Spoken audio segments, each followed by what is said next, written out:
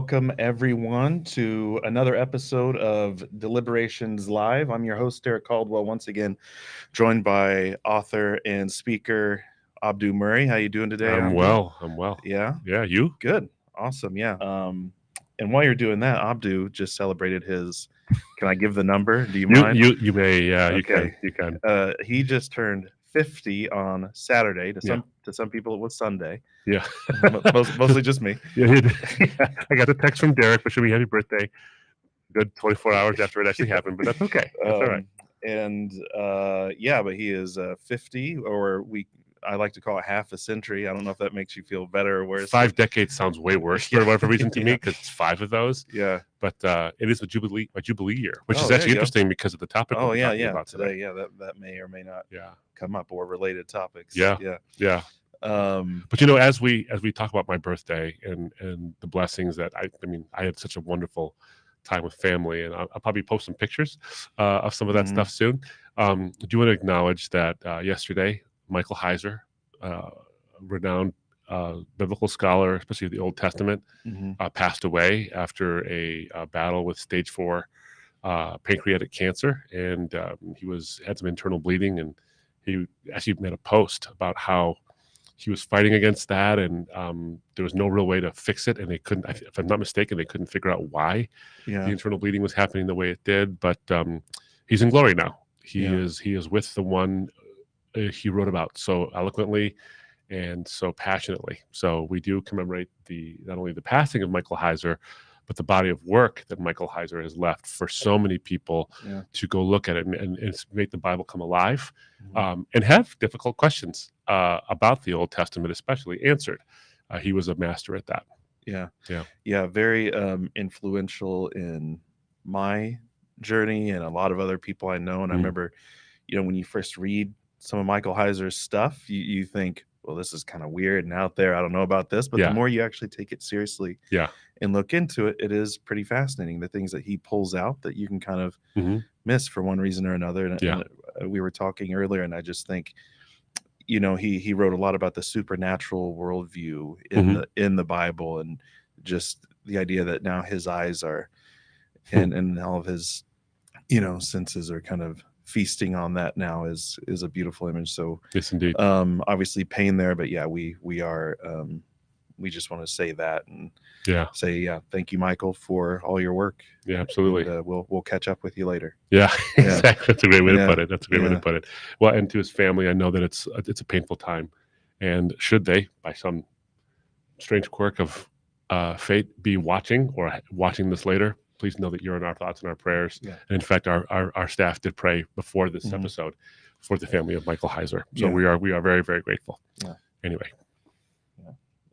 Man. And let's see, Luella, mid Michigan now, but Canada originally. We were just in Canada. We were. What part of Canada, Luella? If you can write there. And she says happy birthday, Abdu. Oh, thank you. Thank you. Thank you. We were just in Saskatchewan. Yeah, we were. We were at Briarcrest University doing some stuff with Apologetics Canada. Really enjoyed our time there.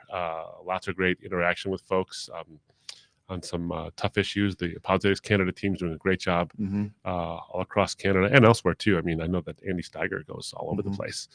There was just a great episode of Coulda, Shoulda, Woulda. One of our right. other podcasts. I think it was last week. Yeah. He was the Coulda, Shoulda, Woulda. So if you guys don't know this, by the way, we have a podcast called Coulda, Shoulda, Woulda, where a well-known speaker will join me, typically an apologist or an evangelist will join me, and we'll talk about 10 minutes. They're usually pretty short, 10 minutes, 15 minutes, about a time when either of us or both of us coulda, shoulda, or woulda done something differently and done something better, or revamped a mistake that we made in the evangelistic encounters. And the whole point is to encourage you that everyone does it. Everyone botches it. So don't be paralyzed by your fear of botching it, but really, if you want to embrace the opportunity, realize that all of us have to revisit our mistakes and do something about them, in terms of saying, next time I'll do it better, or reach out to the very person you made the mistakes with and do it better next time. So go to our YouTube page. If you're on our YouTube, you're already there. But if you're not, if you're joining us on another platform, whether it's Instagram or Facebook, go to our YouTube page, youtube.com/Abdu Murray Official, and there's a playlist, and it's coulda, shoulda, woulda, and you can check out all those episodes, including the one with Andy Steiger, which is a really good one, by the way. And we're gonna have some other guys from Apologetics Canada, on there soon. Yeah, as Troy well. will be on there, and other folks as well, Yeah. and we'll have some folks from Stand to Reason and Reasons to Believe. I've just booked a couple of really exciting ones who are coming up too. I'm not going to tell you who they are yet, but there's be some great names you'll know for sure on the live show. Yeah. And so today we are responding to the episode of All Rise from last Monday, which, or the Monday before last, I guess technically. Before yesterday. Before yesterday. Yeah. Called Objection. Bill Maher claims the Bible never condemns slavery.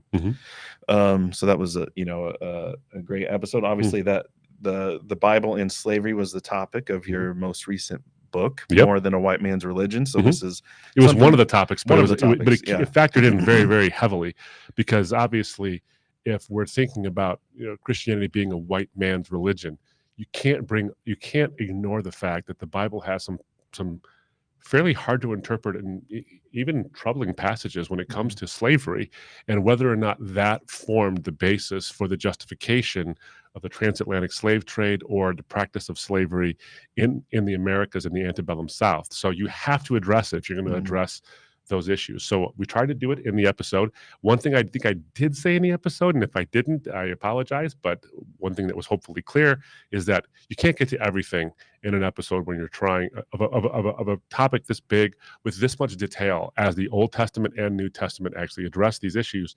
You can't get to everything.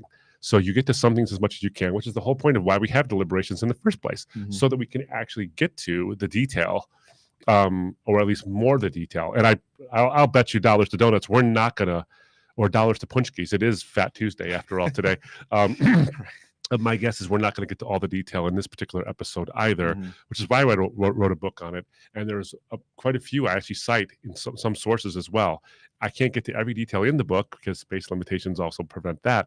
But hopefully some of the details, including and especially the footnotes, can get you to some really great resources on trying to understand what the Bible is actually saying about these issues when it comes to slavery and other things. Right. Yeah. Yeah. And even in, I had the privilege of working on that book with you, and there's a lot of stuff that hit the cutting room floor that I'm sure some of the questions that are out there we've already responded to. It just unfortunately didn't make it in the book. So we're happy to respond to those. And this first question was actually a really good question from YouTube. This was from Nick, and he was really kind of pushing back a lot, and I think he made some good points. And he mentioned in other comments too, he's not interested in the question of whether slavery in the Bible was like American chattel slavery. And he seems to be kind of fine with the point that it really wasn't. He knows it's not race-based. They weren't allowed to treat slaves the same way that you could get away with treating your slave in the American chattel-based slavery. Yeah. So he seems to be fine with that point. And it is something you have to respond to too, because when people say the Bible condones slavery, what they mean is they condone the thing I think of when I think of American slavery. So you have to do that. But he's sort of okay with moving beyond that. And his, he said a lot there, but his basic questions come down to the issue of foreign slaves, and he mentions children, and I think what he has in mind is the children of Hebrew slaves. Because that's specifically mentioned in the Bible. Not foreign slaves' children, but we could presume maybe the same type of situation. In fact, our answer to the second part will probably actually cover if in fact he did mean that. I think we could address both. So he says, although there's a lot of dissimilarities with American chattel slavery, God did allow for forms of, or condone, his word, God did condone certain forms of chattel slavery, especially in regards to foreign slaves, and as I mentioned, children. And I'm going to read the texts that I think he had in mind. Well, one, he quoted himself. This is important because he quotes a passage of scripture that is troubling. There's no question about it. It is troubling. And we have to deal with it. And so what you're going to quote is a passage of scripture that he specifically mentions in Leviticus. So he mentions Leviticus 25, 44 through 46. And I'm using what he wrote as well. I didn't try to find a better translation that maybe softened it at all. This is what Yeah. he actually wrote. So as for your male and female slaves whom you have, you may buy male and female slaves from among the nations that are around you. hmm You may also buy from among the strangers who sojourn with you, and their clans that are with you, who have been born in your land. And here's the part: and they may be your property. You may bequeath them to your sons uh, uh, after you to inherit as a possession forever.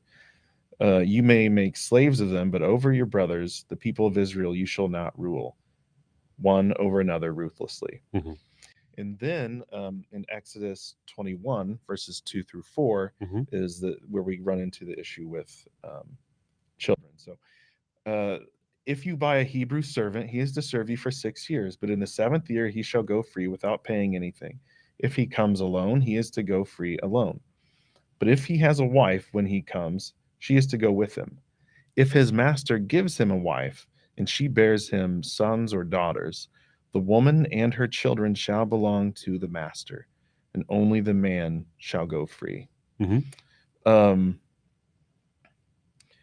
yeah, so those are difficult to understand. Well, why would that be allowed like that? Why this exception for um, Yeah. foreigners, given what we think we know about the character of God? hmm And obviously, you might read that and think, "Well, have we been wrong?" hmm So, what I guess one place we could start to answer that is there's obviously a lot of things to understand there, a lot of things we could talk about, but there's sort of these overarching things as well. And what we're dealing with in this text, this is a legal text. This is hmm the law. Yeah. So maybe we should start with first, even before getting into what slavery was like or anything Yeah. like that, talking about the letter of the law versus the spirit of the law. hmm And when we read a text like that, how should we be even understanding Yeah. something like before? We see the words on the page, we interpret it based on how we understand law today. hmm What would they have understood then? Yeah, and one of the things that and Nick, I hope you're watching. Actually, I think it would be fantastic whether you're watching live or you're watching later.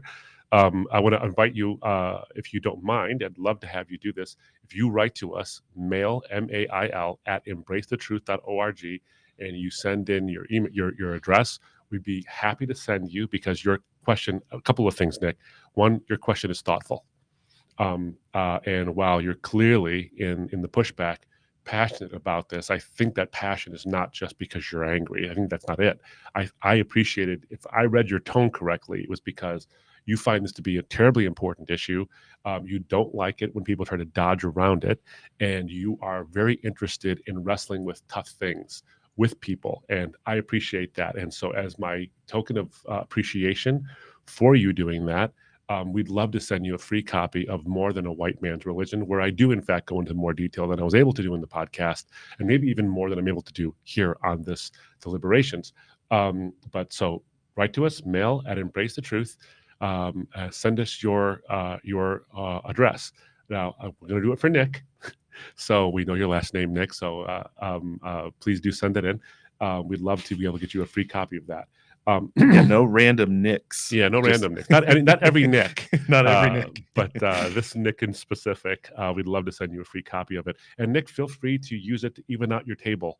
If you find no other good use for it, please feel free to do that. Read it if you'd like to. Send us responses to to your responses to the way we looked at things, and we'd be happy to engage with you on it. But I am going to talk about a couple of things from the book, and I have a couple of things here that I wanted to address. But the spirit and the letter of the law thing, this is important. One, sometimes when people actually talk about the spirit of the law versus the letter of the law, it can seem like a dodge, like you're trying to say, oh, the letter of the law is too harsh for you to deal with, so let's go to the spirit of the law because it gets me around it. I can assure you that's not going to happen today. Hopefully you and I will do an adequate job of actually going into the letter of the law. But I think addressing the spirit of the law first is really important because it gives us the context in which we can start to interpret the letter of the law. So what do we mean by the spirit of the law? What was the intention behind that law in the first place? What was going on? Were we looking at something that was supposed to be a strict, harsh regulation, sort of the way we think of code today? we think of statutory codes, whether it's in the United States Code or in the various Code of Federal Regulations in the United States, or whatever country you happen to be in. The way code is written is very different than the way law was written, I think, in an ancient Near Eastern context, but even and especially in an ancient Hebrew context in the Old Testament. There was more of an idea of this is what the law says, but the spirit of it is meant to be read through the context of the actual text, but also the context of the history itself, what was going on at the time. And so we can talk about certain things because our laws have evolved over time to hopefully address evolving economic, social, and cultural situations as they are now. So there is a law, for example, let's say there's a law on the books right now, and that law on the books works for a certain time until, because certain economic or social realities dictated that, look, these are unfortunate circumstances, we have to have a law that regulates these things. But when those circumstances change, the spirit of that law was to try to achieve equity and try to militate against and mitigate against those certain harsh realities. But when those realities are gone, that law is no longer needed. In other words, its purposes have been fulfilled, and now we can move on from those from that law. But we can create new laws based on the spirit of the original. Mm-hmm. The spirit of the original was to regulate an imperfect situation such that it achieves equity in the maximum ability at the time, without sort of sounding foreign and weird and having a sudden drastic change in everything that would be even cause more upheaval.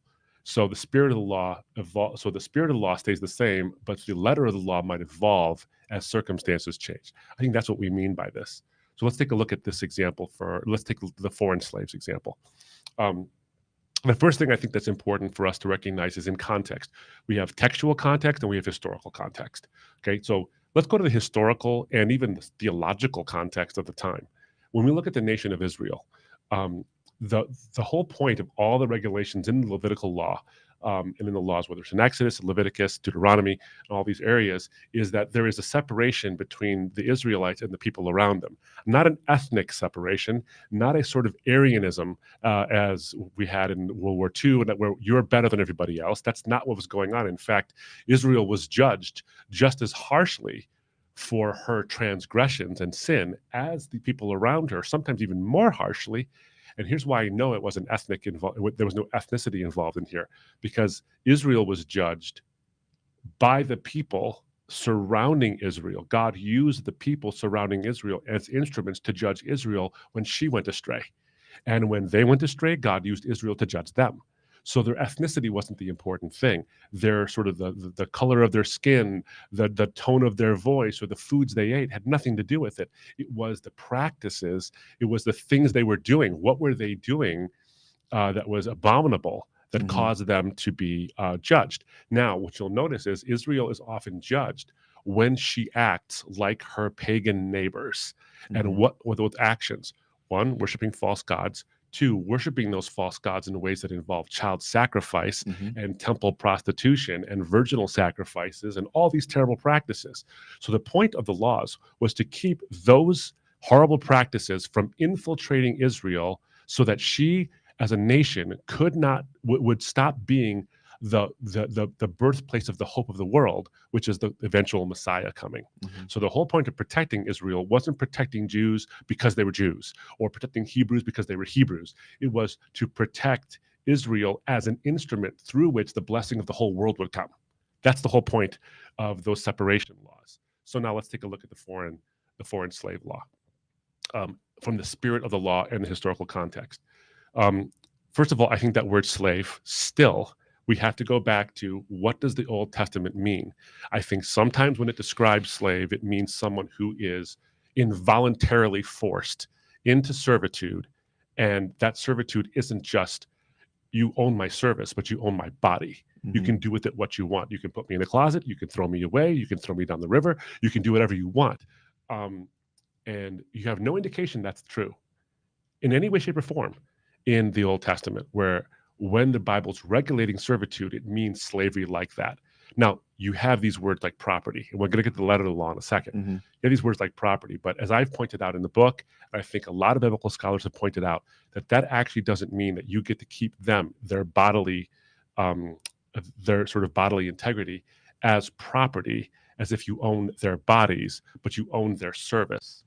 Again, and I pointed it out, I think I pointed it out in the episode, and I think I would point it out here again, that it really means the servitude, the actual service, the physical service, much like when a sports player, and I'm not the only one who came up with this, by the way, Robertson McQuilkin and Paul Copan have talked about this as well, is that it's really the service someone has. Like when you trade a player from one franchise in in a sport to another.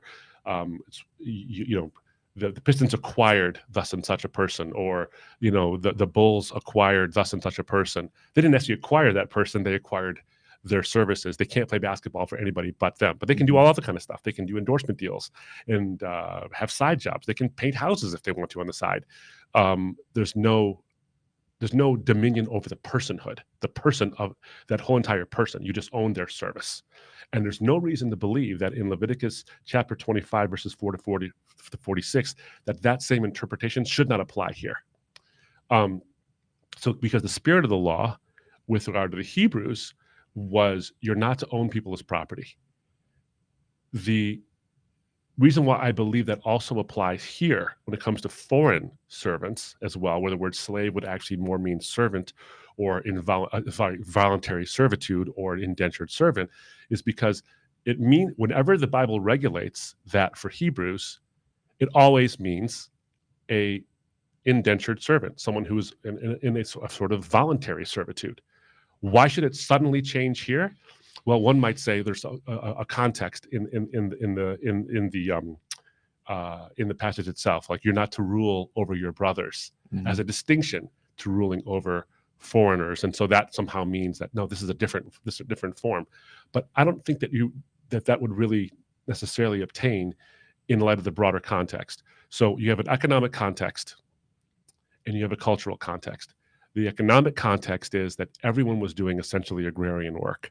Everyone was working the land, herding the sheep, selling the product, and that's what it meant. And were there merchants and trades and people who could do certain things like carpentry and all? Of course, absolutely. But largely speaking, it was a system of economics that was tied to the land. Foreigners could not buy land within Israel without becoming a part of Israel or attaching themselves to the people in some meaningful theological way, because God didn't want that outside pagan influence of child sacrifice, temple prostitution, and false gods to infect the people of Israel such that they would start acting just like their neighbors.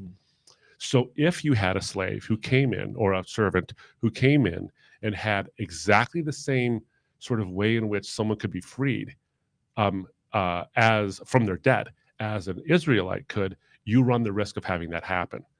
So they can come in a couple of ways. One, they could come in because of battle. They could become servants because of war, or they could become servants, or they could become into the nation of Israel because they migrated in. And now what do you do with them? Well, the Bible's pretty clear about this. Is one, they can't mix, not in terms of you can't live here. You just have to conform your behavior to the way we do things. And that's important, because that's a theological context. You can't have too much mixing, because then Israel would look a lot like her pagan neighbors, and that would sort of wreck the whole plan. And the plan is to have the Messiah who would come and bless all the nations, not only the Israelites, but everyone outside the nation of Israel, with this salvation that only the Lamb of God can actually provide. So that's the theological context. I think the cultural context, the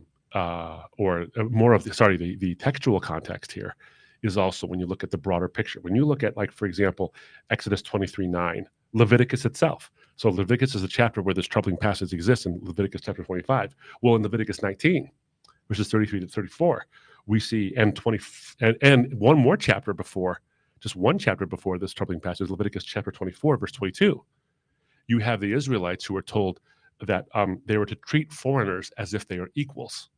And you see this also in Numbers chapter 15.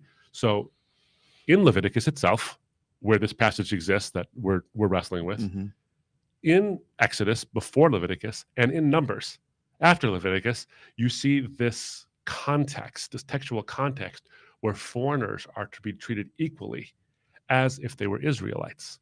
So given that, there doesn't seem to be any reason to suggest in the broader context, or let me put it this way, it's more likely than not the case that the word slave, when it comes to foreigners, should have the same meaning that it does when it comes to Israelites, because of the context of treat foreigners as you would as an equal.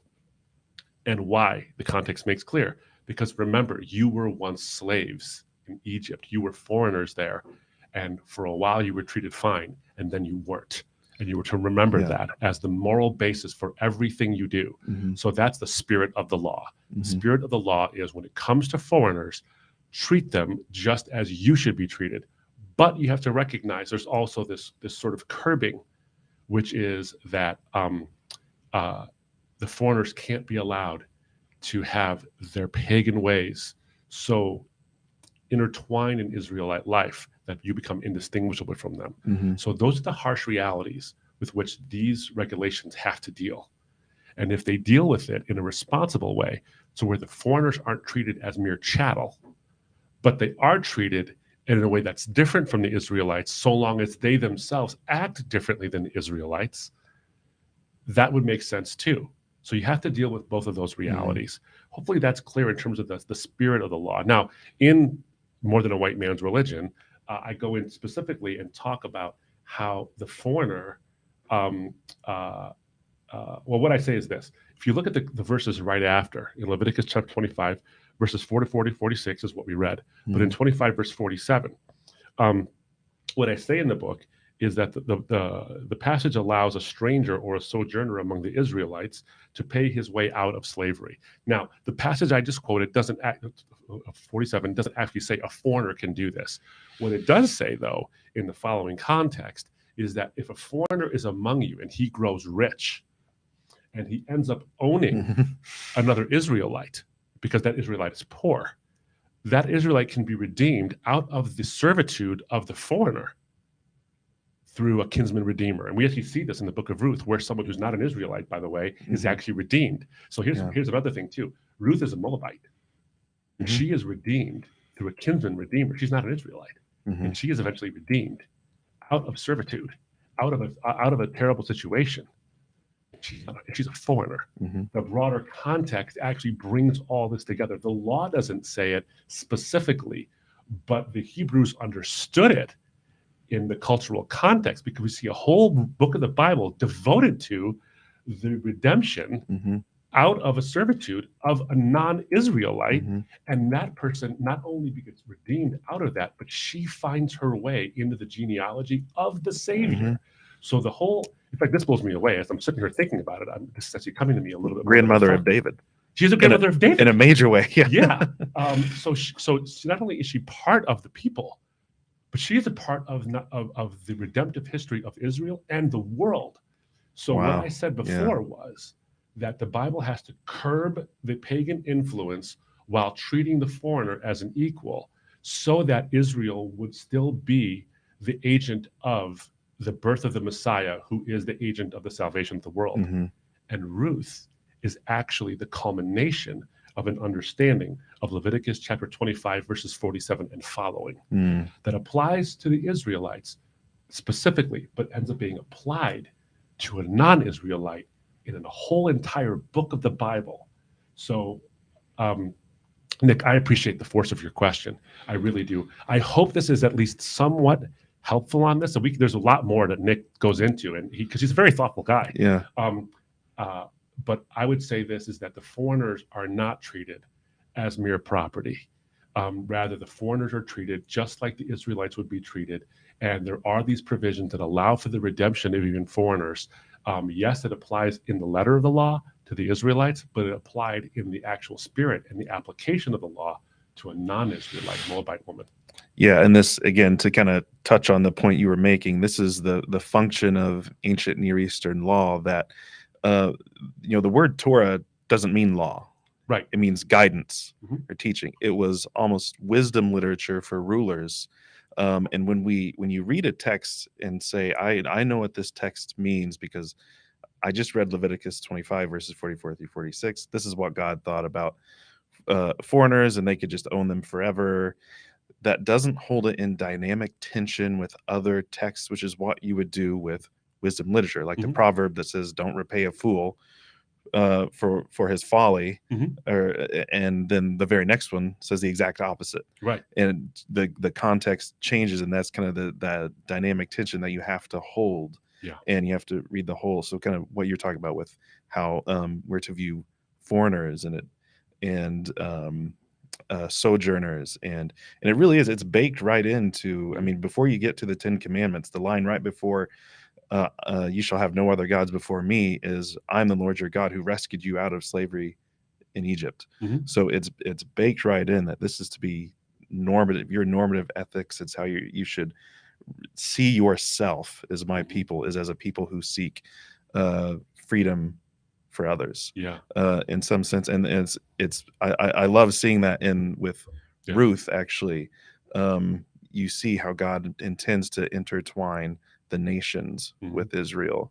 And as we sit here and I say this right now, I'm actually looking at a couple of pages of More Than a White Man's Religion, and boy, I wish I had actually inserted the Ruth part into Yeah. that. So maybe if there's a second edition, we'll do that.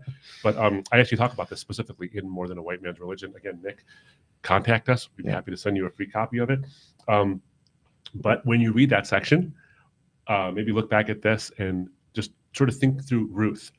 Ruth actually is an extension, is actually the actual application in real history of what this is talking about, where foreigners are not. They might have been treated poorly, uh, but eventually they're redeemed and Yeah. redeemable in the same way that Israelites were. So there's Yeah. an equality there. It's not chattel, and it's not chattel of the foreigners as well. Mhm. Now, I want to say this real quick because it's important. Um, the Bible has this way, and I think this is just a reality of life we have to deal with. The Bible has this way about it where there are certain passages where you say, but the plain reading of this suggests that they are treated differently than Israelites are, which Mhm. is why the ending of that pericope that you wrote originally, the whole section in 25 verses 44 to 46 says, but you are not to rule over each other, as if in distinction that you can rule over others this way, but not each other. Um, and so that is a maybe an indication that the Bible is making a distinction, and it could be. However, I think when you understand that fuller context, if it's making a distinction, not in the sense of they are to be ruled because they're less than you, it's there is a moral distinction between them and you based on the way they act, not based on the place Yeah. they're from. Saying be careful. Right, exactly. Yeah, Exactly. be careful. It's a caution. Yeah. But look, the Bible's not always neat and tidy. It's just not. Yeah. I think that the answer we've given in terms of the spirit of the law being important in terms of the cultural context of the economic and the social realities of the time, the theological context, and then the textual context is really important. So I think when you understand all of that put together, I think you'll see that slave doesn't mean slave in terms of a chattel property, certainly not involuntary. And I think that you'll see that when Israelites are supposed to deal with foreigners, supposed to deal with them as if they were an Israelite, but recognizing, be careful, there is an influence here we cannot allow. And so you have to treat them a little differently in some ways, but the same in other ways. And the book of Ruth is the culmination of that. Great. Well, we've got a couple questions here that actually roll into the next part pretty well, because I wanted to talk about the New Testament, because it is often that you see that Paul and Jesus, they don't come right out and say, hey, slavery as a system is wrong, no one should be doing it, you can't do it, it's a wicked institution, you know, anathema, woe to you slave owners, anything like any of that stuff. It's not saying that. Mark here asks, does Paul use bondservant metaphorically? He said some pastor friends are saying it is literal usage. And Um, let's see here, and I think someone had asked earlier. Um, I'm not, for some reason, I'm not seeing it now, but oh, sorry. Looks like Carol perhaps is asking. Bill Maher said that Jesus didn't protest slavery. Did he or didn't he? Yeah. And so this gets into that. So that's a little bit of Paul, a little bit of Jesus also. But what is the situation? Maybe you could say a little bit about both of them. Yeah. So let me address the second one first. How about that? Okay.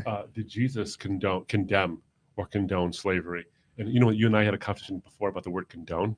Right. And oftentimes when we use the word condone, we mean endorse, as if it's the same. They're interchangeable words. And I do that also sometimes myself. The reality is the word condone doesn't really mean to endorse wholeheartedly.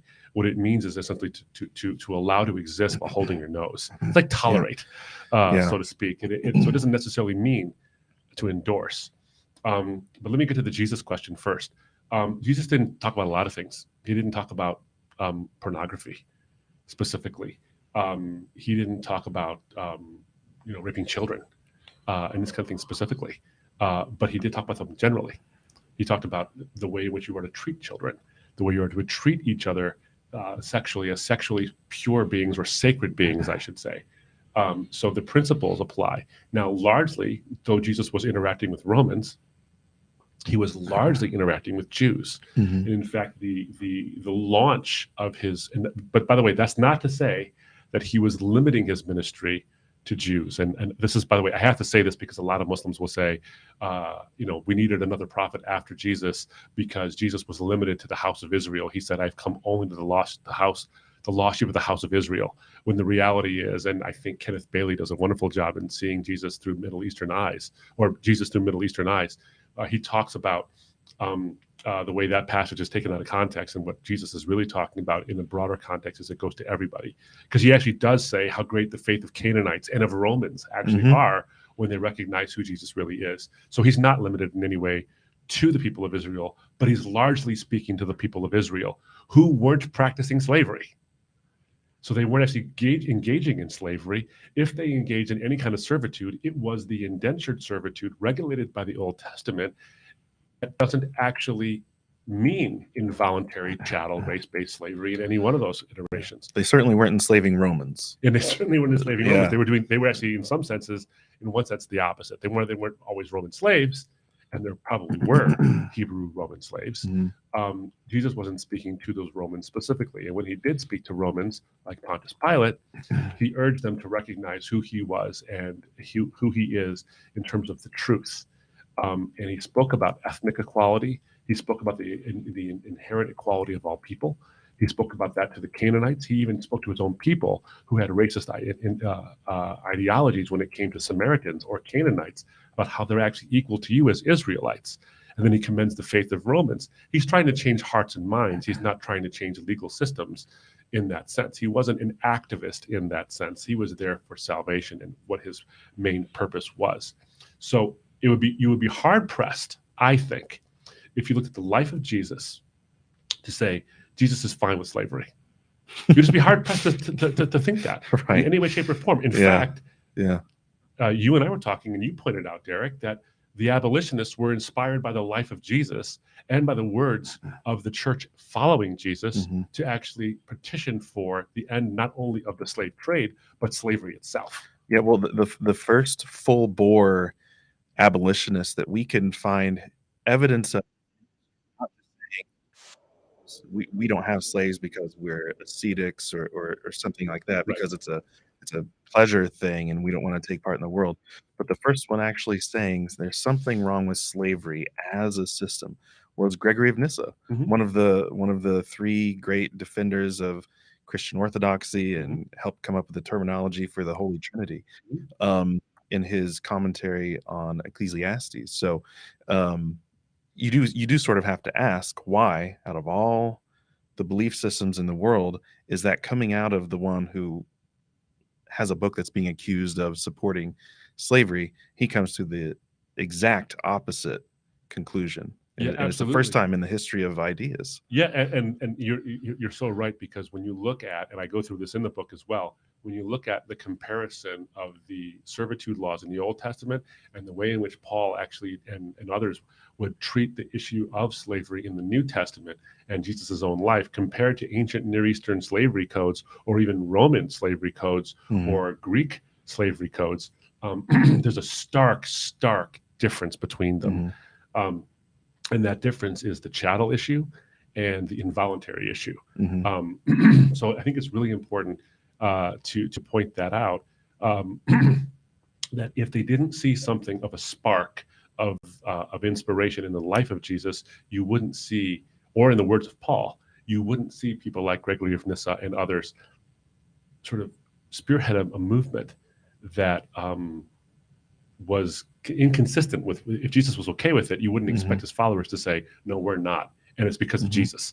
And it goes back to something I said in the episode, which is the slave Bible exists. The slavers, whether they were slave traders or just slave owners, edited the Bible in such a way that much of it was removed because they recognized it does not condone actual chattel slavery in any way, whether race-based or otherwise. Otherwise, they wouldn't need to edit it, but they did. Yeah, and obviously they took parts out. I know I mentioned to you earlier a simple syllogism of did God explicitly condemn slavery? And I thought we did in the Exodus, because in Exodus he says people can't be slaves and worship me. So and for their own good, by the way. I mean, it's not just a prideful thing with God, Right. but for their own good, they can't be slaves and do that. So my people can't be slaves. Right. God wants all people to be his people. Therefore, no one should be a slave. Right. I mean, it's kind of as simple as that. It is in the Exodus and elsewhere. But what about just pause there, because this is really, Yeah. really, this is very clean, and I like this. Yeah. It's that, okay, so just so we can get this, the syllogism is essentially is that people can't be slaves to other human beings and then worship me in a way that serves their best benefit. Right. Premise one. Yeah. Premise two is that I want all people to worship me in a way that serves their best benefit. Therefore, people can't be slaves. Right. And that's, I think, that's valid and consistent and sound. Yeah. So if we apply that throughout the entirety of Scripture, again, the spirit of the law goes right back to it. Right. So let's go to the Paul thing then. Yeah. Because this actually feeds into the Jesus part. So Jesus doesn't specifically say, I condemn in no uncertain terms the Roman slavery system. He doesn't do that. You don't find that. He may have done that, by the way. It's just not recorded in the Bible. Right. John says that, look, if I recorded everything the man ever said or did, I'd never stop writing. So he may have done that. He might not have done that. Yeah. I don't know. But in explicit terms like that. But this goes back to something that happens all the time. You know, when I am speaking with someone, Unitarians usually, whether they're Jehovah's Witnesses or they're Muslims or whatever it is, they have an argument they give me. They say, hey, where does Jesus actually say, I am God, worship me? And they want him to say it exactly like that. And my response back to them is, why does he need to say it your way? That's clear for you. But what if he said it as clearly and as strongly, but in a different way? He gets to say it the way he wants to say it. So you have numerous passages in all four Gospels where Jesus claims divinity. He claims authority over angels, over prophets. He's greater than the temple. He does all these things. You go on and on and on and on. And I was just having breakfast with my good friend Ed Komashevsky, for example. This is a sideline, but it's a plug for his book, Putting Jesus in His Place. He wrote it with Bowman.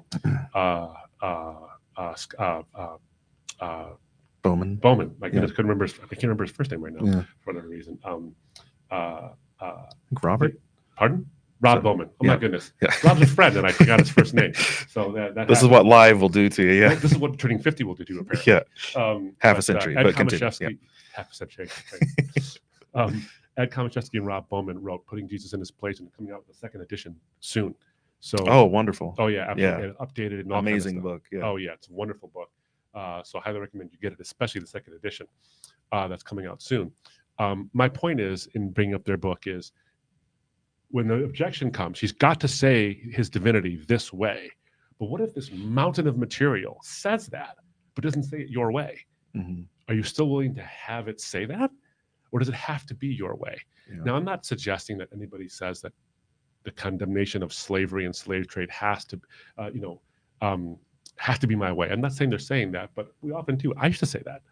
So if I were to say, does Paul condemn slavery? Well, and Nick pointed it out in his response, Paul condemns slave trading, but there's a difference between slave trading and slavery itself. Mhm. And Nick's right about that. He's actually right um, in terms of its outworking.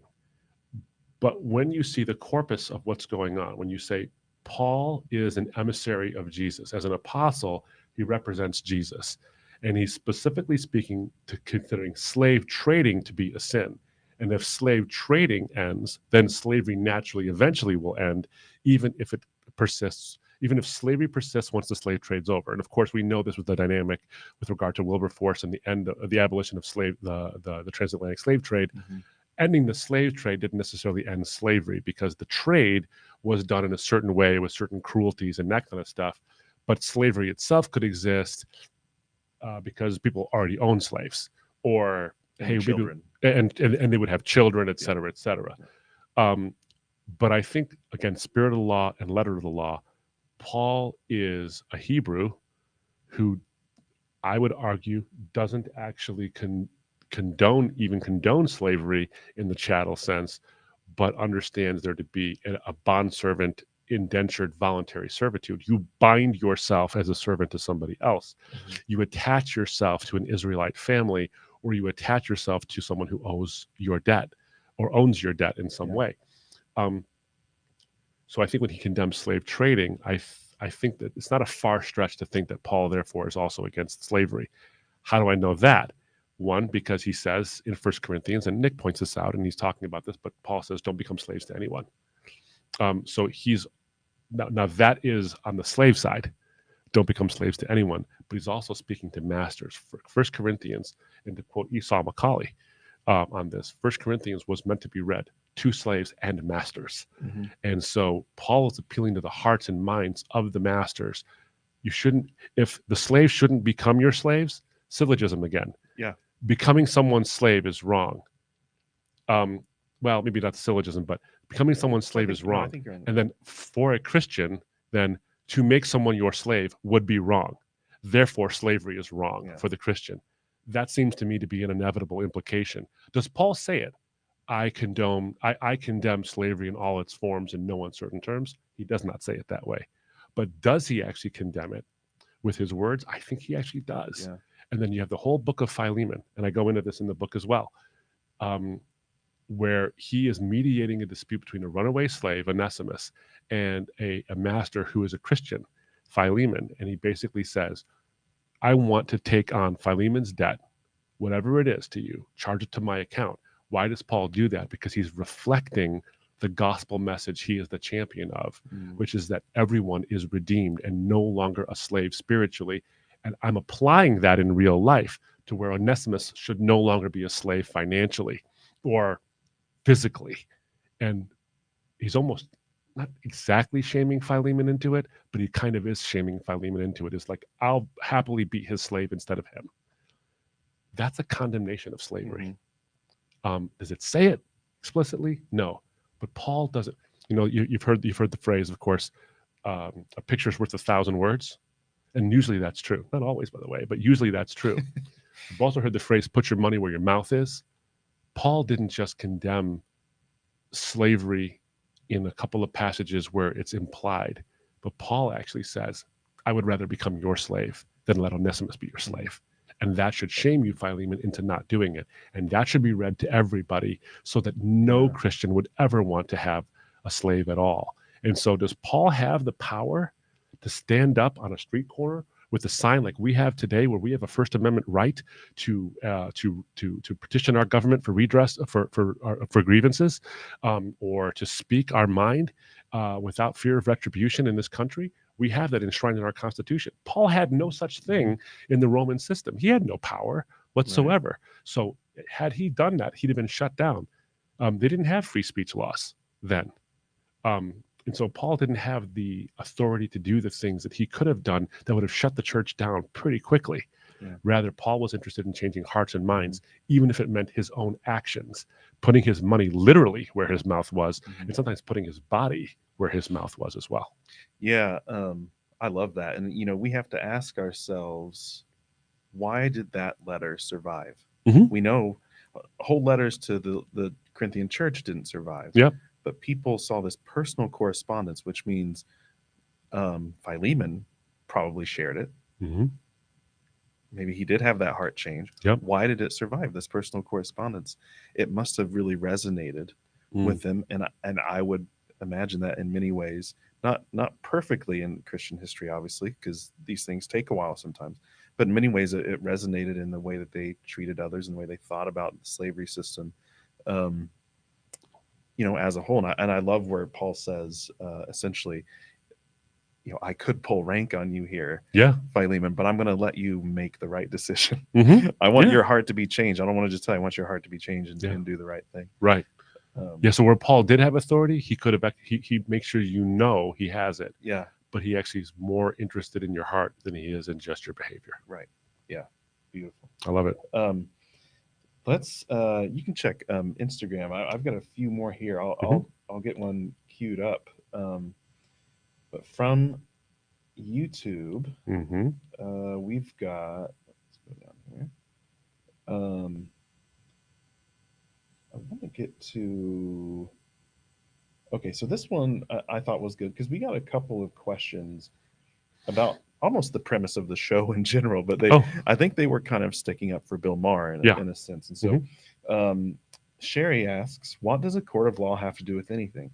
I don't think Bill Maher has claimed to be an expert. He is expressing an opinion. And Sean essentially said the same thing. That he said the foundation court of law argument is a complete straw man in this instance, because there are PhD level biblical scholars who say the exact same thing. Bill Maher is simply repeating their findings and in no way needs to establish himself as a biblical expert in order to say what he is saying. And so and then there's he kind of gives more, but that's essentially what they're saying there. And I guess I would ask you, I don't know, is Bill Maher not presenting himself as sort of a public intellectual with authority and influence, and therefore he's not saying, I think this is the case. He's saying this is the case. Yeah. Isn't he sort of standing in as an expert? And I'm somewhat of an expert because I've read experts, and they're unnamed, and obviously he does not give a nuanced view. Right. So I don't know how many experts he's actually read on this. Yeah. He may have. I don't know. He may have. He doesn't establish that, though. And it doesn't come across, because, you can read critical scholars who would maybe take things differently. But, what do you say about that? And is it unfair for us to confront Bill Maher about that? Yeah. So a couple of things. One is just sort of the conceit of the show. So the conceit of All Rise is that we do take a look and say,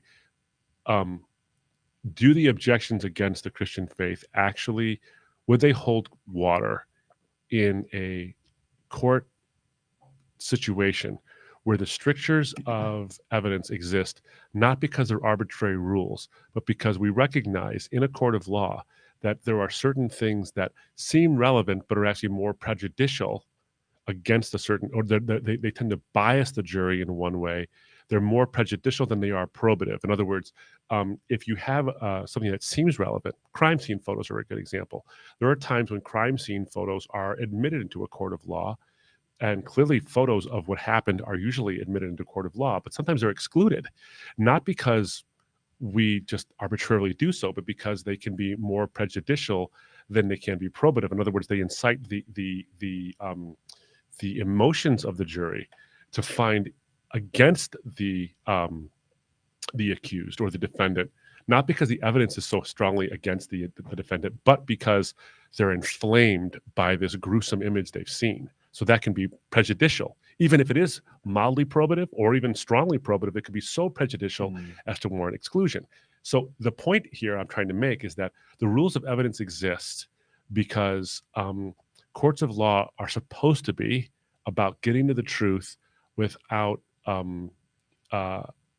the biases and the inflammatory rhetoric that would keep us from the truth and ordinarily in the public opinion. So we're trying to say, let's apply that and say, these common tropes or these common arguments against the Christian faith that are touted by people who have huge platforms.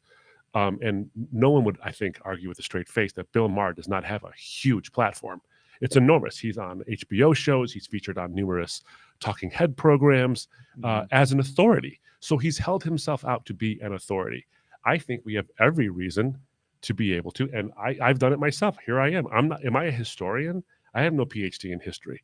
Am I a biochemist? I have no PhD in biochemistry. Have I relied on the statements by biochemists and by historians and these kind of things to popularize those things? Absolutely. But you're entitled to also hold me to a strict standard of evidence.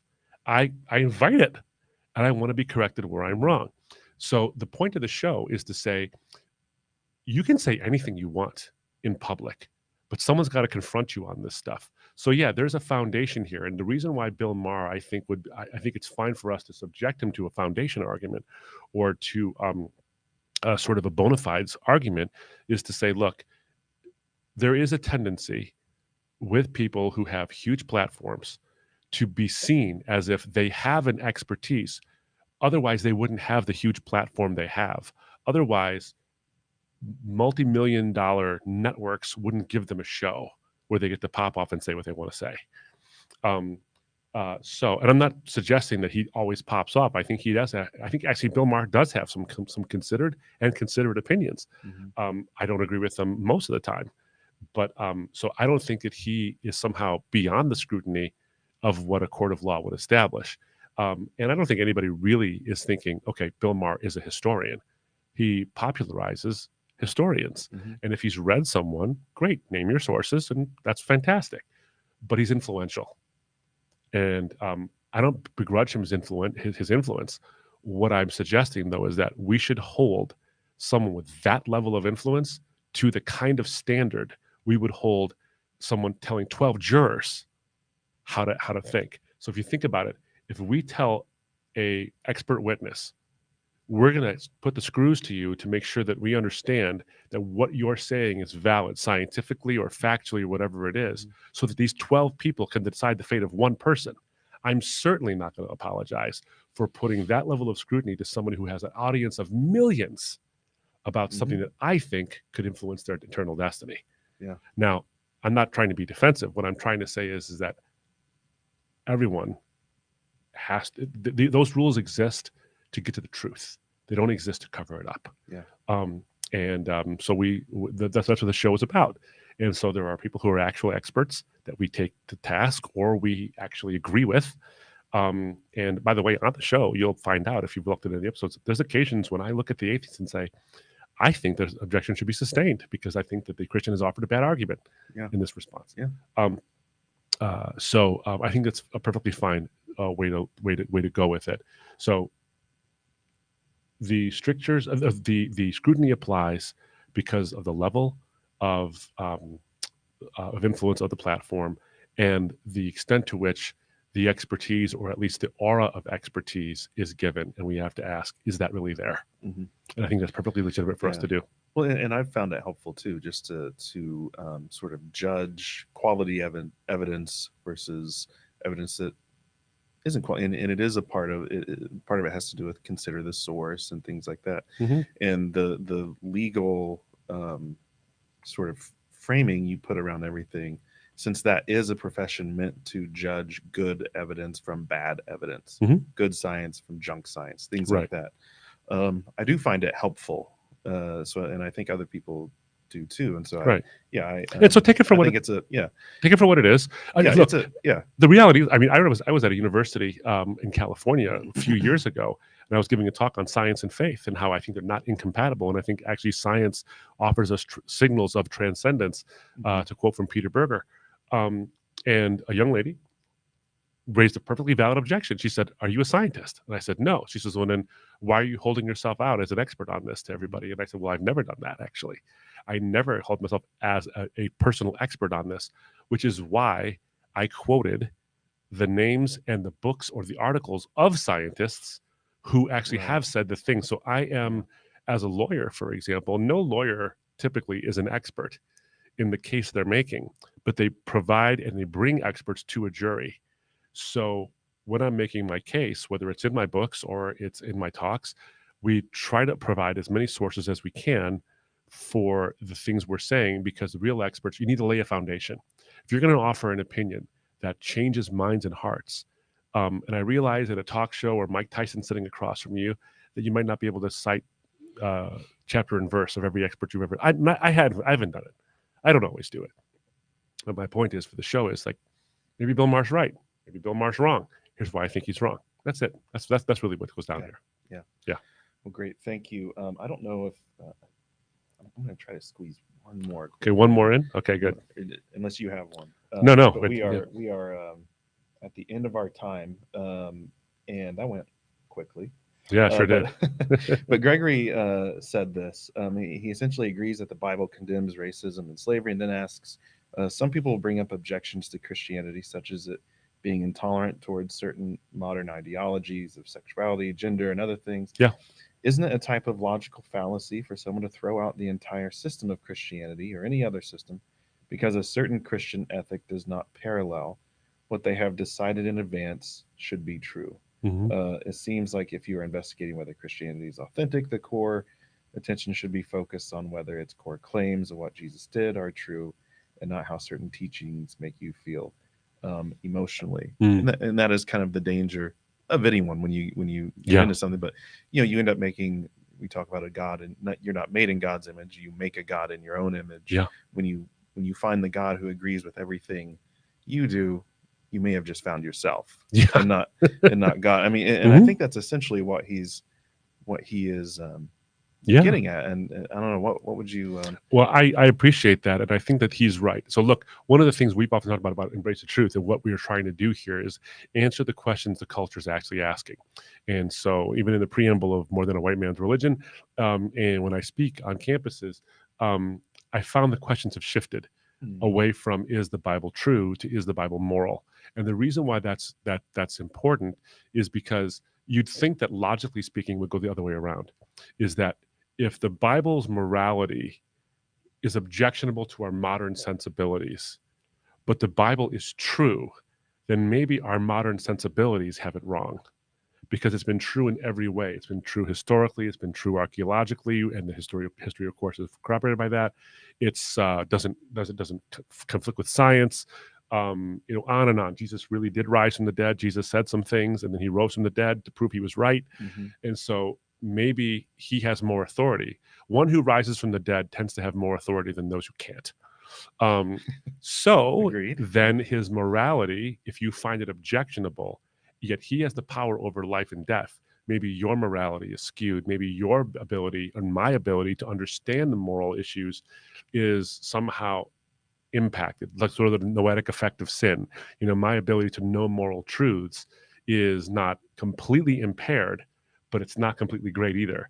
And so if what Jesus did and said actually were the things he said and did, then his morality is obviously superior to mine, because he has the power over existence itself. And I have no right to say mine is better.